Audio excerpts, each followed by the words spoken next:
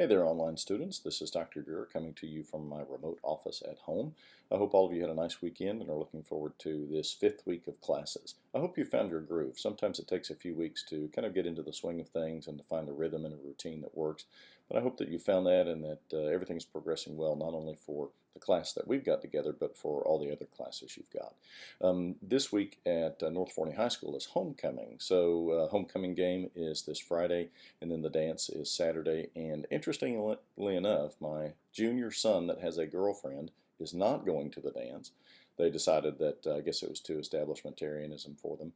And then my freshman daughter, who does not have a boyfriend, is going. So kind of an interesting turn of events. But at any rate, I think they're going to have fun. And obviously, we all remember those wonderful days from high school and those fun things we got to do. So at any rate, you didn't log on to hear me wax eloquent about my kids and the homecoming dance. So let's dive into our material for the week. In NT113, we are finishing up our module on social and religious background, which will be due tomorrow. Notice that we have the discussion question, so please be sure to log in and interact with your classmates. And then what we're moving into is the canon of the New Testament. And here we're beginning to shift gears. We've been focusing on historical and political background, and now we're going to focus a little bit more on issues like introduction, special introduction to the New Testament text. I do want to point out, though, a few things about the assignment that's due in the next module, which is the research paper bibliography. If you go through and click and look at the assignment, what you'll notice is that we have some very particular things that we're looking for with this bibliography. First and foremost, we want you to search the primary literature, meaning that for the particular question you are investigating, there are going to be some documents from the ancient world that address this question directly. We want you to cite those in your bibliography.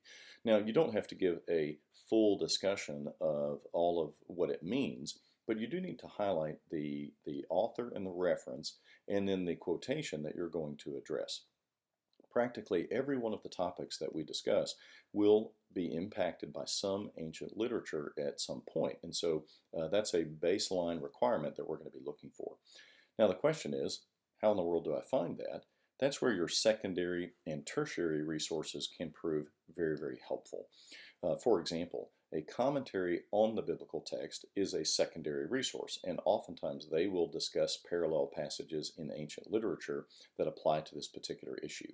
A dictionary or a Bible encyclopedia is a tertiary source because what it will do is oftentimes work with secondary sources and compile their arguments. But even there, they may very well focus on particular passages in the ancient world that address the topic that you are looking at.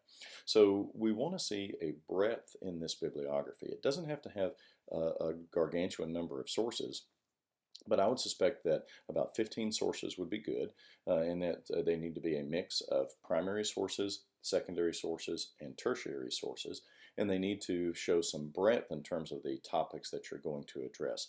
You do not need to include Bible translations in your bibliography. You do not need to include